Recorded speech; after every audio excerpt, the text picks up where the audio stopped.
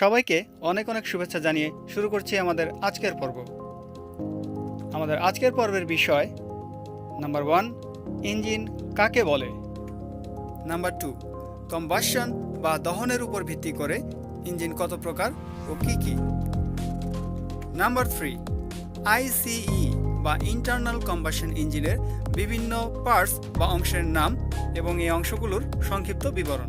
এই মুহূর্তে যারা ভিডিওটি দেখছেন তাদের মধ্যে যদি কেউ আইসিই বা ইন্টারনাল কম্বাসন ইঞ্জিন বিষয়টির উপর নতুন ছাত্র হয়ে থাকেন তো ধরে নিন এই ভিডিওটি আপনার জন্যই তৈরি করা হয়েছে। ইউটিউব চ্যানেল আরিশ টেকনোলজির পক্ষ থেকে আমি সুমন সবাইকে আরও একবার শুভেচ্ছা জানিয়ে শুরু করছি আমাদের আজকের পর্ব। তো চলুন শুরু করা যাক। আজকের পর্বের প্রথম প্রশ্ন ছিল ইঞ্জিন কাকে বলে।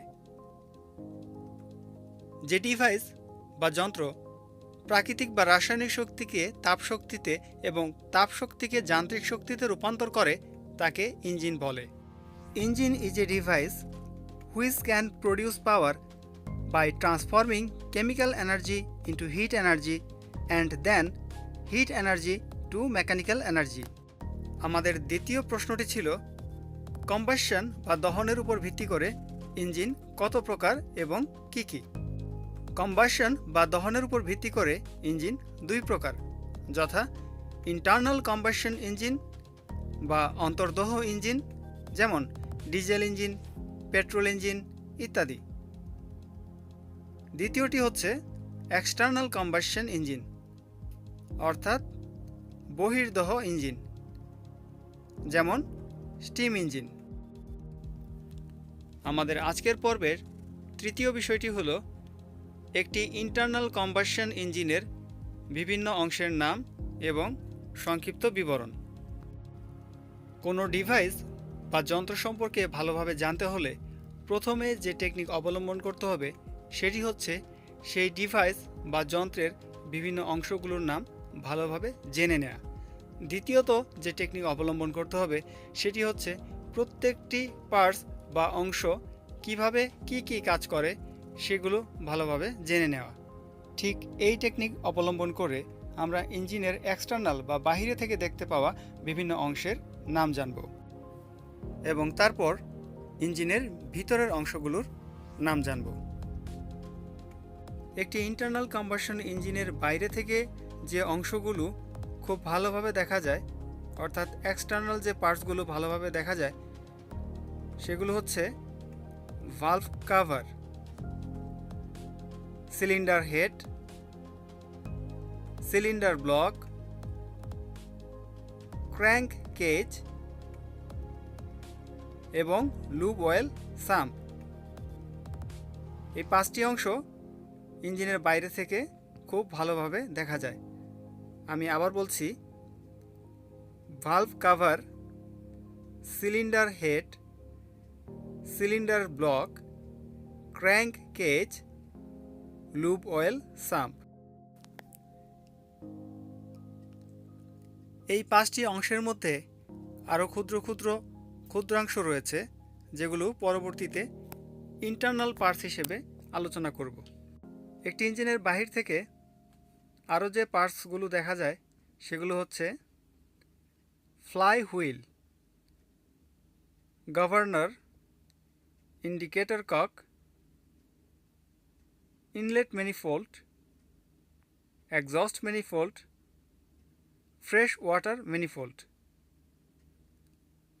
ফ্লাই হুইল যেটি ইঞ্জিনের ঘূর্ণন শক্তিকে ধরে রাখে, গভর্নর যেটি হচ্ছে ইঞ্জিনের স্পিড কন্ট্রোলার, ইন্ডিকেটর কক ইঞ্জিনের ভিতরে জমে থাকা কার্বনকে বাইরে বের করে দেওয়ার জন্য এবং ইঞ্জিন চলমান অবস্থায় ইঞ্জিনের ভিতরের কম্বাসন টেস্ট করার জন্য ব্যবহার করা হয়। ইনলেট ম্যানিফোল্ড, এই ইনলেট ম্যানিফোল্ড দিয়ে বাহির থেকে বা প্রকৃতি থেকে বাতাস ইঞ্জিনের সিলিন্ডারে প্রবেশ করে। এক্সস্ট ম্যানিফোল্ড, এক্সস্ট ম্যানিফোল্ডের মাধ্যমে ইঞ্জিনের ভিতরে দহনকৃত বাতাস বা এক্সজস্ট ইঞ্জিনের বাইরে বেরিয়ে যায়, ইঞ্জিন থেকে বাহিরে বেরিয়ে যায়। ফ্রেশ ওয়াটার ম্যানিফোল্ড, ইঞ্জিনের তাপমাত্রা স্বাভাবিক রাখার জন্য ইঞ্জিনে ওয়াটার কুলিং সিস্টেম ব্যবহার করা হয়।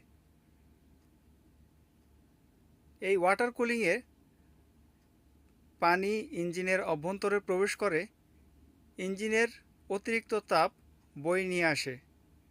তারপর এই ম্যানিফোল্ডের মাধ্যমে আবার ফ্রেশ ওয়াটার পাম্পে চলে যায়।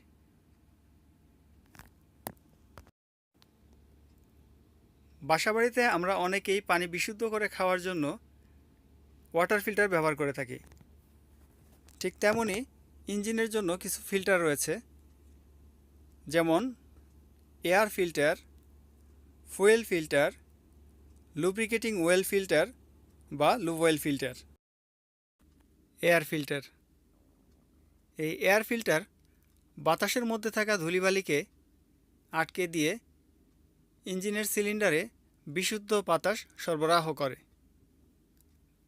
ফুয়েল ফিল্টার, ফুয়েল ফিল্টারের কাজ এয়ার ফিল্টারের মতোই, তবে এখানে ইঞ্জিনের ফুয়েল বা তেলের মধ্যে থাকা ময়লা এবং ছোট ছোট পার্টিকেলগুলোকে আটকে দিয়ে বিশুদ্ধ ফুয়েল ইঞ্জিনের ফুয়েল পাম্পে সরবরাহ করে। লুব ওয়েল ফিল্টার, এই লুব ওয়েল ফিল্টার ইঞ্জিনের লুব্রিকেটিং অয়েলের মধ্যে থাকা ময়লা এবং ছোট ছোট পার্টিকেলকে আটকিয়ে দিয়ে লুব্রিকেটিং অয়েলকে বিশুদ্ধ করে। আমরা অনেকেই ফসল ফলানোর জন্য শস্য ক্ষেতে পানির পাম্প ব্যবহার করে থাকি। আবার বর্তমানে বাসাবাড়িতে বাসার ছাদের পানির ট্যাঙ্কে পানি তোলার জন্য সাবমার্সিবল পাম্প ব্যবহার করে থাকি। ইঞ্জিনেও কিছু পাম্প রয়েছে, fuel pump, lube oil pump বা lubricating oil pump, fresh water pump এবং সি ওয়াটার পাম্প। এই সি ওয়াটার পাম্প মেরিন ইঞ্জিনে বেশি ব্যবহার করা হয়, অর্থাৎ যে সকল ইঞ্জিন নৌযানে ব্যবহার করা হয় সে সকল ইঞ্জিনে সি ওয়াটার পাম্প বেশি ব্যবহার করা হয়ে থাকে। গ্রীষ্মকালে আমরা অনেকেই শরীর ঠান্ডা রাখার জন্য এসি বা এয়ার কন্ডিশনার ব্যবহার করে থাকি। ইঞ্জিনেও ঠিক তেমনই তাপমাত্রা নিয়ন্ত্রণে রাখার জন্য কিছু কুলার ব্যবহার করা হয়ে থাকে। এই কুলারগুলো হচ্ছে fresh water cooler, lubricating well cooler বা লুব ওয়েল কুলার, এবং আরও এক ধরনের কুলার রয়েছে যেটি হচ্ছে এয়ার কুলার বা ইন্টারকুলার। ফ্রেশ ওয়াটার কুলার ইঞ্জিনের তাপমাত্রা স্বাভাবিক রাখার জন্য ইঞ্জিনের মধ্য দিয়ে ফ্রেশ ওয়াটার সার্কুলেট করা হয়। এই ফ্রেশ ওয়াটার ইঞ্জিনের অতিরিক্ত তাপমাত্রাকে নিয়ে নেয় এবং নিজে উত্তপ্ত হয়। একসময় এই ফ্রেশ ওয়াটারের তাপমাত্রাও অনেক বেড়ে যায়। সেক্ষেত্রে ফ্রেশ ওয়াটারকে যদি কুল করা না যায় বা ঠান্ডা করা না যায়, ইঞ্জিনের তাপমাত্রা ক্রমাগত বাড়তেই থাকবে। সেই ফ্রেশ ওয়াটারকে কুলিং করার জন্য আবার সি ওয়াটার ব্যবহার করা হয়। ইঞ্জিনের ফ্রেশ ওয়াটারকে সি ওয়াটার দ্বারা যে ডিভাইসের মাধ্যমে কুলিং করা হয় সেই ডিভাইসটিকেই বলা হয় ফ্রেশ ওয়াটার কুলার। এই ফ্রেশ ওয়াটার কুলারের 4টি প্রান্ত রয়েছে। একটি হচ্ছে ফ্রেশ ওয়াটার ইনলেট এবং ফ্রেশ ওয়াটার আউটলেট, এবং অপর দুটি হচ্ছে সি ওয়াটার ইনলেট এবং সি ওয়াটার আউটলেট। এই ফ্রেশ ওয়াটার কুলারের মধ্যে কতগুলো টিউব রয়েছে। টিউবের মধ্য দিয়ে সি ওয়াটার প্রবাহিত হয়। তখন সি ওয়াটার এই টিউবগুলোকে ঠান্ডা করে এবং ফ্রেশ ওয়াটার এই টিউবের উপরিভাগ দিয়ে প্রবাহিত হয়। ফলে ফ্রেশ ওয়াটার এবং সি ওয়াটার একসাথে মেশে না এবং সি ওয়াটার ফ্রেশ ওয়াটারের তুলনায় ঠান্ডা থাকায় ফ্রেশ ওয়াটার থেকে তাপমাত্রা সি ওয়াটারের মাধ্যমে চলে যায় এবং ফ্রেশ ওয়াটার ঠান্ডা হয়। ঠিক একইভাবে লুব্রিকেটিং ওয়েল কুলার বা লুব ওয়েল কুলার কাজ করে। এই কুলারেরও 4টি প্রান্ত রয়েছে। প্রথম দুটি হচ্ছে লুব্রিকেটিং ওয়েল ইনলেট এবং লুব্রিকেটিং ওয়েল আউটলেট, এবং অপর দুটি হচ্ছে সি ওয়াটার ইনলেট এবং sea water outlet. Fresh water কুলারের মতো এই কুলারেরও ভিতরে রয়েছে টিউব স্টাক। এই টিউব স্টাকের ভিতর দিয়ে সি ওয়াটার প্রবাহিত হয় এবং টিউব স্টাককে ঠান্ডা করে, এবং এই ঠান্ডা কুলার স্টাক লুব্রিকেটিং ওয়েলের অতিরিক্ত তাপমাত্রা গ্রহণ করে লুব্রিকেটিং ওয়েলকে ঠান্ডা করে। Air cooler. ইঞ্জিনে যে প্রাকৃতিক বাতাস ইঞ্জিনের সিলিন্ডারে প্রবেশ করে, সেই বাতাসকে তুলনামূলকভাবে আরও বেশি পরিমাণে ঠান্ডা বা কুল করে ইঞ্জিনের সিলিন্ডারে প্রবেশ করালে ইঞ্জিনের ইফিসিয়েন্সি বা কর্মদক্ষতা অনেক বৃদ্ধি পায়। আর এই কর্মদক্ষতা বৃদ্ধি করার জন্য যে ডিভাইসটি ব্যবহার করা হয় সেটি হচ্ছে চার্জড এয়ার কুলার। এই চার্জড এয়ার কুলার বা ইন্টারকুলারেরও 4টি প্রান্ত রয়েছে। প্রথম দুটি হচ্ছে এয়ার ইনলেট এবং এয়ার আউটলেট, এবং দ্বিতীয় দুটি হচ্ছে সি ওয়াটার ইনলেট এবং সি ওয়াটার আউটলেট। এই ইন্টারকুলারের মধ্যেও কতগুলো টিউব রয়েছে। সবগুলো টিউবকে একত্রে টিউব স্টাক বলে। এই টিউব স্টাকের মধ্য দিয়ে সি ওয়াটার এক প্রান্ত দিয়ে প্রবেশ করে অন্য প্রান্ত দিয়ে বের হয়ে যায়, এবং কুলার স্টাক বা টিউবগুলোকে ঠান্ডা করে। বাতাস যখন এই চার্জ কুলার বা ইন্টারকুলারের ভিতরে প্রবেশ করে, তখন এই টিউব স্টাকের উপরিভাগের সংস্পর্শে আসে এবং বের হওয়ার সময় ঠান্ডা বাতাস বের হয়ে যায়। এভাবেই একটি ইঞ্জিনের চার্জড এয়ার কুলার বা ইন্টারকুলার কাজ করে। এছাড়াও একটি ইঞ্জিনের বাইরে থেকে আমরা দেখতে পাই ফুয়েল ট্যাঙ্ক এবং ফ্রেশ ওয়াটার ট্যাঙ্ক, এবং আরও যে জিনিসটি দেখতে পাই সেটি হচ্ছে সাইলেন্সার, মাফলার বা সাউন্ড ড্যাম্পার। ইঞ্জিনে আরেকটি ডিভাইস রয়েছে বা অংশ রয়েছে যেটি হচ্ছে থার্মোস্টেট ভালভ। এই ভালভ ইঞ্জিনের তাপমাত্রা স্বাভাবিক রাখতে সহায়তা করে। পরবর্তীতে থার্মোস্টেট ভালভ নিয়ে বিশদভাবে বর্ণনা করে, বিশদভাবে বিশ্লেষণ করে আরেকটি পর্ব করা হবে। বাইরে থেকে দেখতে পাওয়া আরেকটি অংশ হচ্ছে লুব অয়েল ফিলিং পয়েন্ট বা লুব্রিকেটিং ফিলিং পয়েন্ট, যেই ফিলিং পয়েন্টের মাধ্যমে আমরা ইঞ্জিনে লুব অয়েল ফিল করব বা লুব্রিকেটিং অয়েল দেব। আরেকটি অংশ রয়েছে যেটির নাম হচ্ছে ডিপ স্টিক।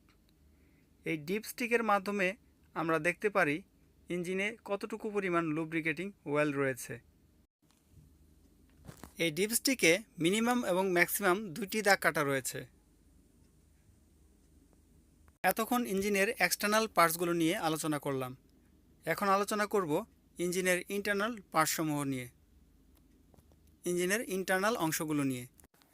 প্রথমে আসি ইঞ্জিনের ভালভকে অপারেট করার জন্য যে সমস্ত অংশ ব্যবহার করা হয়। তার মধ্যে রয়েছে camshaft, cam roller, push rod, rocker arm, inlet valve, exhaust valve, valve spring এবং ভালভ স্প্রিং গাইড। ক্যামশ্যাফটে থাকা ক্যাম নোজ ক্যাম রোলারকে উপর দিকে প্রেস করে। ক্যাম রোলারের উপরে থাকা পুশ রড রকার আর্মকে পুশ করে। ঠিক সেই সময় রকার আর্ম ইঞ্জিনের ভালভকে অপারেট করে এবং ভালভকে খুলে দেয়।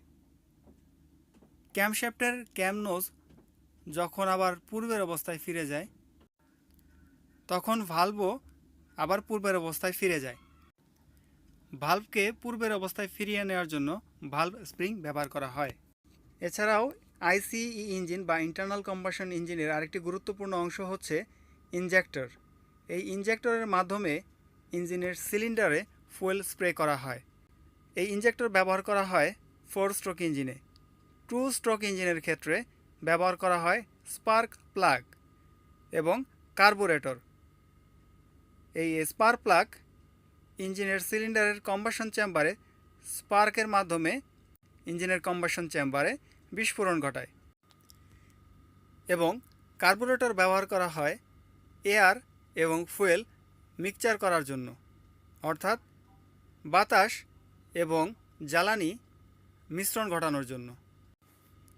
যে অংশগুলোর নাম বললাম সে অংশগুলোর মধ্যে push rod, rocker arm, inlet valve, exhaust valve, ভালভের স্প্রিং, ইনজেক্টর, এই অংশগুলো ইঞ্জিনের সিলিন্ডার হেডের মধ্যে অবস্থিত, যেগুলোকে স্বাভাবিকভাবে বাহির থেকে দেখা যায় না, কিন্তু আমরা যখন ওভারহোলিং করব তখন এগুলোকে দেখা সম্ভব হয়। ইঞ্জিনের আরেকটি গুরুত্বপূর্ণ অংশ হচ্ছে সিলিন্ডার লাইনার, যেটি সিলিন্ডার ব্লকের মধ্যে অবস্থিত। আরেকটি গুরুত্বপূর্ণ অংশ হচ্ছে পিস্টন, এবং পিস্টনের সাথে রয়েছে কম্প্রেশন রিং এবং অয়েল স্ক্র্যাপার রিং। তারপর রয়েছে কানেক্টিং রড। পিস্টন এবং কানেক্টিং রডকে সংযুক্ত করার জন্য রয়েছে গজন পিন। তারপর রয়েছে যে এই অংশটি, সেটি খুবই গুরুত্বপূর্ণ, যাকে ইঞ্জিনের মেরুদণ্ড বলা হয়, সেটি হচ্ছে ইঞ্জিনের ক্র্যাঙ্ক শ্যাফট। ইঞ্জিনে কিছু বিয়ারিং রয়েছে, যেমন ক্যামশ্যাফট বিয়ারিং।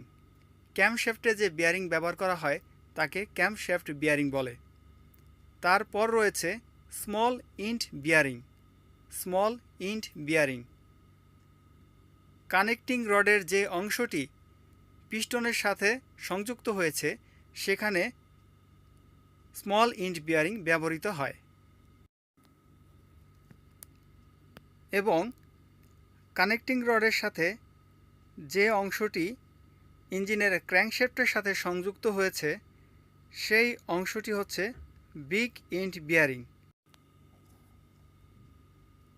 এছাড়াও ইঞ্জিনের ক্র্যাঙ্কশ্যাফটে মেইন জার্নাল বরাবর দুই পাশে যে বিয়ারিং ব্যবহার করা হয় সেটি হচ্ছে মেইন বিয়ারিং। ইঞ্জিনের আরেকটি অংশ রয়েছে, সেটি হচ্ছে গ্যাসকেট। এই গ্যাসকেট বিভিন্ন জায়গায় ব্যবহৃত হয়, যেমন ইঞ্জিনের ভালভ কাভার যখন ইঞ্জিনের সিলিন্ডার হেডের সাথে সংযুক্ত হয় মাঝখানে গ্যাসকেট ব্যবহার করা হয়। এই গ্যাসকেট ব্যবহার করা হয় ইঞ্জিনের দুটি অংশের সংযোগস্থল ওয়াটার টাইট এবং গ্যাস টাইট করার জন্য। এই ভিডিওটিতে আমি চেষ্টা করেছি ইঞ্জিনের বিশেষ পার্টস বা অংশগুলোকে তুলে ধরার জন্য। পরবর্তীতে প্রত্যেকটি অংশ নিয়ে আলাদা ভিডিও তৈরি করার চেষ্টা করব। আশা করি এই ভিডিওটি নতুনদের জন্য অনেক হেল্পফুল হবে। ভিডিওটি যদি ভালো লেগে থাকে তবে লাইক, কমেন্টস এবং বন্ধুদের সাথে শেয়ার করুন এবং সাবস্ক্রাইব করুন ইউটিউব চ্যানেল আরিশ টেকনোলজি এবং পাশে থাকা বেল আইকনটিতে প্রেস করুন পরবর্তী নতুন ভিডিও পাওয়ার জন্য। পরবর্তী ভিডিও দেখার আমন্ত্রণ জানিয়ে আজকের মতো এখানে শেষ করছি। ভালো থাকবেন, সুস্থ থাকবেন এবং আপনার প্রিয়জনদেরকেও ভালো রাখার চেষ্টা করবেন।